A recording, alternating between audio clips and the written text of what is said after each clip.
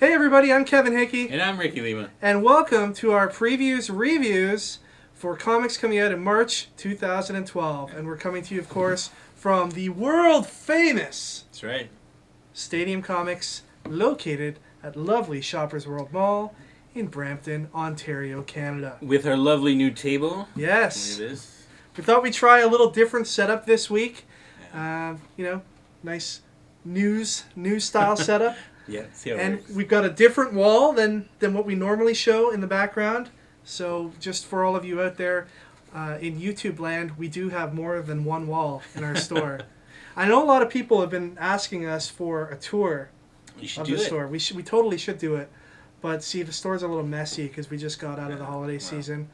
And it's a comic shop. It's always going to be messy. It's never going to be clean. So you may never get a tour of the store because Rob's very picky. He doesn't like people to see the store in a state that he's not proud of. It's okay. So he's basically never proud of his store.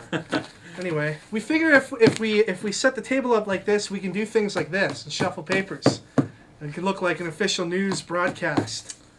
But you need a pen. Oh man, we need a pen. Okay, next time. Next episode. Next time. Anyway, Previews Magazine is the catalog that comic shops use to order much of their merchandise out of. There are literally thousands of different types of merchandise in here, all available to customers such as yourselves. All you need to do is go into your local shop, have a look at this catalog. Some shops, like ours, even have some that you can take home for yourself to look through on your own time. And let us know what you're looking for. Let us know what you'd like us to carry. The store's pretty small. As we've shown you here, Stadium only has about two walls in the whole store. You can't fit a lot of product on those walls. But if you come in and pre-order something with us or with your local shop, then we can get that merchandise that you really want in for you. That's right. Come on in. With that being said, we're going to be looking at some comics that come out in March 2012. And I got to say, looking through this catalog, there's a crap load of good books coming out in March. March is going to be a good month. Just looking through it, I was like, my wallet is weeping. It is. Because I'm just going to be spending so much money in 2012. And hopefully you'll be spending that money here, Ricky. I know you have a tendency to go to our competition sometimes. Never. Well, that's not what I've heard. Don't believe those comments. I know one guy commented. Anyway, we'll kick it off with The Fairest, Issue 1. New York Times best-selling, award-winning creator Bill Willingham presents a new series starring the female Fables. Balancing horror, humor, and adventure, Fairest explores the secret histories of Sleeping Beauty, Rapunzel, Cinderella, the Snow Queen, Thumbelina, Snow White, Rose Red, and others. The first 6-issue arc follows the misadventures of Briar Rose after she is stolen away by the Goblin Army in Fables, issue 107. Fan-favorite artist Phil Jimenez returns to Vertigo to pencil the opening storyline. Award-winning cover artist Adam Hughes provides covers, starting with a wraparound cover on issue number 1. Ooh. What do you think? I'm excited because, Fables was always one of those things that it intrigued me as a literature student, but I never really got into it just because I missed it when it first came out, and then now it's like issue hundreds. I'm like, Well, the great thing about Fables, and I think this goes for a lot of Vertigo books, is now that we have trade paperbacks, you can pick up the book in trade, and I think there's only 16 volumes. Only Fables 16. trades. Whoa. Well, hey, you got to start somewhere, but it's a little less daunting than looking at 107 issues. This is part, though, of Vertigo's mini relaunch. I guess being that they're an imprint owned by DC Comics, they've seen the success in the DC relaunch, which happened in September, and they want to kind of mimic some of that success here.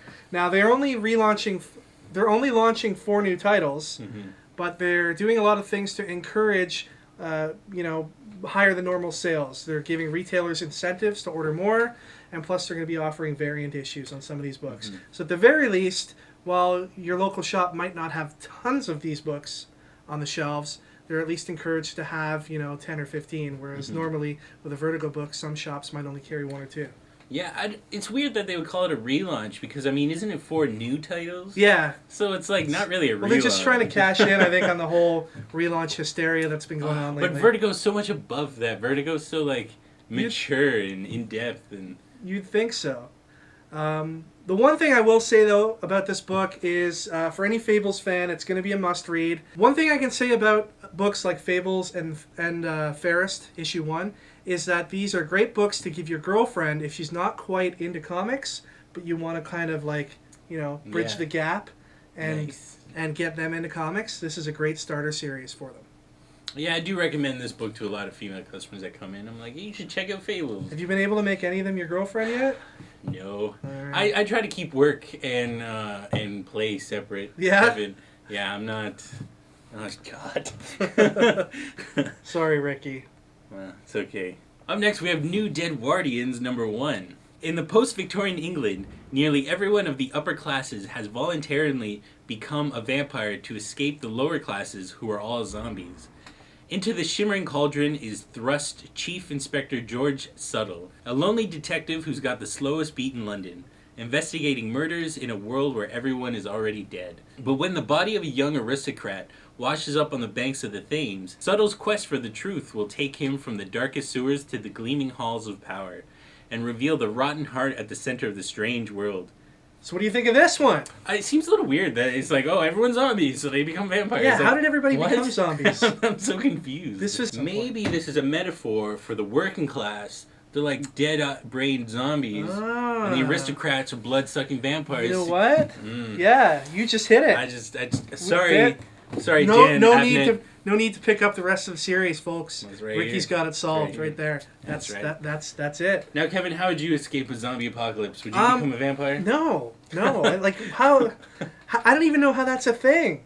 Like from everything, stories like Twilight and True Blood have told me, vampires don't like to feed on dead flesh. Yeah, that's right. And like, so how is a vampire in post-Victorian England going to survive when you don't have a sustainable blood source? Did rats, maybe? Oh, perhaps. I don't know. Animal blood, yeah. Yeah. But it's never quite as tasty as the blood of a human. Yeah. You have a lot of experience with that? No comment. No, I do. I think a post-Victorian zombie/vampire story does have a lot of potential. I wonder, will we see some steampunk elements in this type of story too? That seems to be all the rage right now. Some steampunk zombies, steampunk vampires. Are the zombies still working? Or that's a good question. Like, are they really the working class at this point? Because they're dead. Wow. This has Karl Marx's Communist Manifesto written all over. You know what? I'd pick it up just to see. If I were Senator Joe McCarthy, I'd be banning that comic right about now. The next book we're going to talk about is something I'm really excited about. It's Saga #1 by Brian K. Vaughan and Fiona Staples. Y the Last Man writer Brian K. Vaughan returns to comics with red-hot artist Fiona Staples for an all-new ongoing series. Star Wars-style action collides with Game of Thrones-esque drama in this original sci-fi fantasy epic for mature readers as new parents Marco and Alana risk everything to raise their child amidst a never-ending galactic war. The adventure begins in a spectacular, double-sized first issue with 44 pages of story with no ads for the regular price of $2.99. Let me just first say, no ads and 44 pages for $2.99, that's a steal. That is a bargain in this day and age. I'm pretty much paying you to pick it up. Exactly. I'm really excited about this book. Brian K. Vaughan, as I've told many of the customers who've come into our store, is probably my favorite comic writer of all time. I loved Y the Last Man. I thought it was amazing. He's the creator of The Runaways and The Hood for Marvel. And he was a writer for Lost. He was a writer for Lost as well, which, despite all the criticisms about Lost out there, one of my favorite shows of all time. And he hasn't really done anything in comics since probably Ex Machina, which was, a political / superhero story. Letting this gestate for a while. Yeah. So it should be good. Apparently he has been sitting on this story idea for some time, and I'm glad that it's finally seeing the light of day. And Star Wars meets Game of Thrones? Come on. I've never seen Game of Thrones, but I saw the first episode, and it had a lot of the jiggly bits. It did. So. Well, looking at the preview for this particular comic, it is going to be for mature readers. In the first preview page that's been offered up, there is an F word uttered. So, you're in for a good time there. And Fiona Staples is Canadian. That's right. Yes. Always willing to rep the Canadian creators here on the previews reviews. I love it. We're very patriotic here when it comes to our comic talent. Fiona Staples is an amazing artist. If somebody is looking for the next Image Comics hit, this is going to be it. Yeah. I predict big things for this book. I think it's going to be worth... issue number 1 is probably going to be a sellout and worth some money down the road. Mm-hmm. Yeah. And I mean, you got to always support females in comics. I mean, there's not many of them. Especially with the DC relaunch, there's like 1. Yeah, so, absolutely. This is good. Up next, we have Manhattan Project number 1.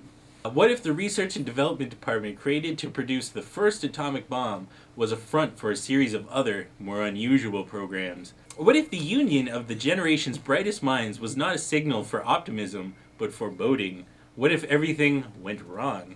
Welcome to the Manhattan Project, a brand new, ongoing monthly comic from the creators of The Red Wing. Brought to you by award-winning writer Jonathan Hickman and artist Nick Pitera, The Manhattan Project is a look at history through a darker, much stranger lens. Did you read Red Wing? I did, at all? and we reviewed it on Flavorful Sauce, and it was amazing. Yeah, I really enjoyed it. I think Jonathan Hickman's an awesome writer, and Nick Pitera's art in Red Wing was really good.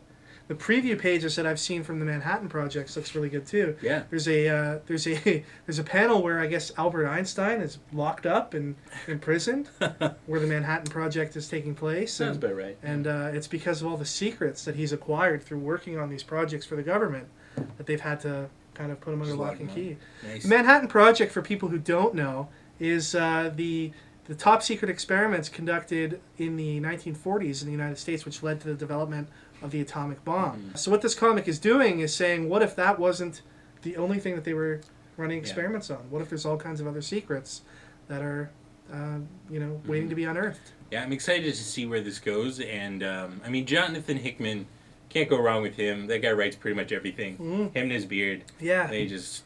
I think he's writing every book for Marvel Comics right now.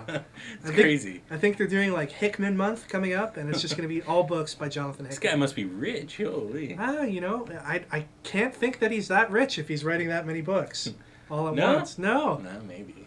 Maybe he just loves working. Who knows? Yeah. Jonathan Hickman, he loves good conspiracies. He's all about the conspiracy. Yeah, he's all about the conspiracies. He's all about the underhandedness of government. And speaking of comic writers into conspiracies, Brad Meltzer, who wrote Identity Crisis, have you seen his show? Decoded? Yeah. It's the craziest show in the world. I got sucked into it the other night.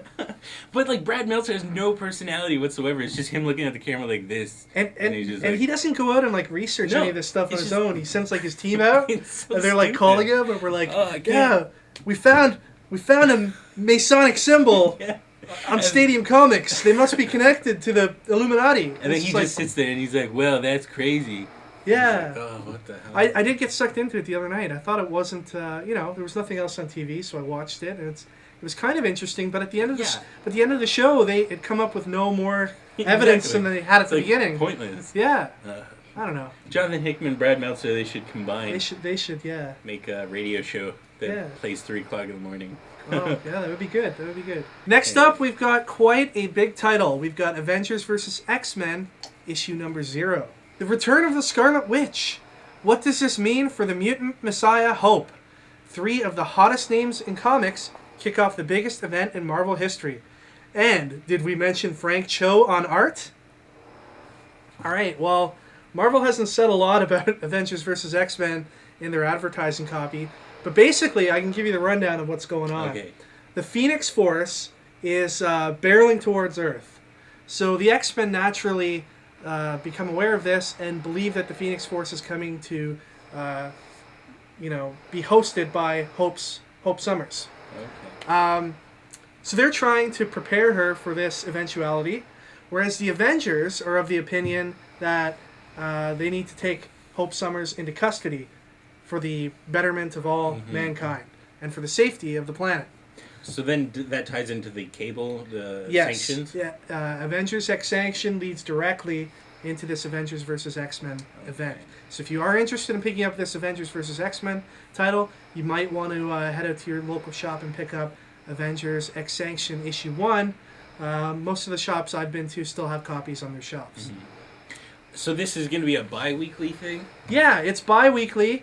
which, a lot of Marvel's comics in the last little while seem to be bi-weekly. It's going to be 12 issues, plus this number 0 issue. Mm-hmm. Now, did you see the cover for issue number 0? I haven't seen it yet. It caused a little bit of a stir online as well, because it's Frank Cho is drawn in, and it's a beautiful drawing of Hope coming out of, this drawing of the Scarlet Witch. And a lot of people have said that it basically looks like the Scarlet Witch is giving birth to Hope. Yeah, what's wrong with that? It's... What? Why are people freaking out about that? Yeah. That doesn't make any sense. It basically looks like a big vagina on... Yeah. Well, hey, it's life, Ben. So, do you think this could be turned into a movie? There's some talk about that on the internet. Some people are saying that with, the forthcoming success of the Avengers movie, I mean, there's no doubt in anybody's mind that it's going to be a blockbuster, that they could look at making an Avengers versus X-Men movie their next big wouldn't that need project. A lot of setup, like with this whole Hope thing? And... Yeah, well, if that project was ever to come to the big screen, I don't think you would see a lot of that stuff covered. It would probably be just them fighting for no reason. I honestly don't see it happening. I think there's too many name actors and characters involved. It must have been hard as hell for them already to pull together the cast for the Avengers, and I don't see them doing that again, plus adding in all the X-Men actors. I think that would be quite the budget they would have on their hands. Totally. Maybe an animated feature, though. That'd be cool. Right? DC and Marvel is coming out with really awesome animated features. So I wouldn't be surprised if we see that happen. If they can't make a live action thing happen, I wouldn't be surprised. I'd be excited. But something I'm excited for now, Deadpool number 1. They said Deadpool, not Deadpool. Deadpool. Trash collecting bear by day, crime fighting martial artist by night. Deadpool protects the citizens of Woodland City from the menace of the Candy King. In the best traditions of parody, Kamikaze presents the latest hero to arise to confront the forces of darkness for truth, justice, and a jar of honey. What? What can we say about this? So this is not related to Deadpool? No, it's by Antarctic Press, who they're a publishing company that, every time I want to look at what's weird in previews this month, check them out. I turn to the Antarctic Press page. They usually have some weird parody comic going on, and this is one of them. This could either be really bad, which I'm guessing it might be. Probably will be. Or it could be pretty epic if pulled off right. Yeah, I guess like stuff like the Max, where it's just like a hobo that gets transformed into a superhero, or something like Yojimbo with that rabbit. Yeah. Like stuff like that. It sounds cheesy when you first hear about it, but then you're like, hey, this is pretty awesome. I think it would be great if we saw Deadpool like slicing off the head of Christopher Robin and Yeah, see? I would buy that. Antarctic Press, get on that. Yeah. We need this writing team, Ricky and Hickey. Yeah, let us take over Deadpool. We'll make it something special for you guys. But it's funny because the cover art that they've shown us, it kind of looks a little like Rob Liefeld's artwork. Oh, really? Yeah, but it's clearly, like, it's not, but they did a very good imitation of it. Okay, that's it for the comic portion of today's previews review, but we also want to cover a contest that we held on an episode of Unboxing Wednesdays last week, where we asked people to tell us why Ricky was getting a lump of coal in his stocking for Christmas. I didn't appreciate that, Santa. We would normally reveal the winner on Unboxing Wednesdays, but this week was kind of a shortened episode due to the holiday shipping schedule. We kind of had to film an abridged version of Unboxing Wednesdays, and Ricky wasn't here to reveal the winner. So we thought we'd do it today. And just before we reveal the winner, I'd like to read off a couple of honorable mentions. Yeah. Let me just say, we got a lot of hilarious comments about your lump of coal. And a lot of me just killing Rob. Yeah, what's with that? Rob's not that bad, guys. He's a good guy. Although he has been away for a couple episodes. Maybe you did do something. Let me just say, we got a lot of hilarious comments about your lump of coal. And a lot of me just killing Rob. Yeah, what's with that? Rob's not that bad, guys. He's a good guy. Although he has been away for a couple episodes. Maybe you did do something. Jay Sullivan 26 on YouTube user Jay Sullivan 26 says Ricky is getting a lump of coal because he was dipping into someone else's flavorful sauce. That's gross. Never do that again. Super Joe 77 says, I got it. Rob is secretly Santa Claus. That explains his absence. And he is mad that everyone likes Ricky better. No offense, Rob. I'm not saying I share their opinion. Is it true? Does everyone out there like Ricky better? I think so. I think so. Rob has a certain charm that he brings to Unboxing Wednesdays, and that, he just sits there and is silent. You know what? I don't need this show anymore. I'm a Hollywood star now. Oh, you go to Hollywood? You selling out? Nice. YouTube user Daddy Ivo says, Ricky's sideburns could have opened up those boxes. I always enjoy Unboxing Wednesdays. Yeah, what about that, Ricky? What's the deal with the sideburns? Well, I had it for Movember with the mustache, right. and then Movember stopped, and I shaved the mustache, and I was like, you know what? These sideburns are cool. Yeah. They're pretty BA. So I left them. Are you eventually going to go for like the whole 1800s look where they're like puffed out? Yeah, exactly. Have you ever had sideburns like this before? Yeah, once before when it was a couple years back. So you're experienced in the world of sideburns. Yeah. All right. Maybe we'll get you to do like a YouTube video. Sideburn grooming tips or something. So the winner for the contest is Young Stavery, who said, I think Ricky is getting a lump of coal because he traveled back in time to 2002 and stole The Rock's sideburns. Now, if you ever watched Flavorful Sauce, you know we love 90s wrestling. And this is just right up my alley, so that's, you win. I love 90s wrestling too. I love everything about wrestling from the 80s to probably like the early 2000s. Yeah. I was a huge wrestling fan. Young Stavery, congratulations. You win an awesome Ultimate Spider-Man sketch cover with a sketch by our good friend George Todorovsky, creator of the Bear Stories. And congratulations. It's an awesome prize, and you'll get it soon, I hope. Well, sadly, that's the end of our show today, this week. That's about it for this week. And next week we'll be covering graphic novels, trade paperbacks, and hardcovers that will be coming out in March 2012. Take care. Enjoy your comics. See you next week.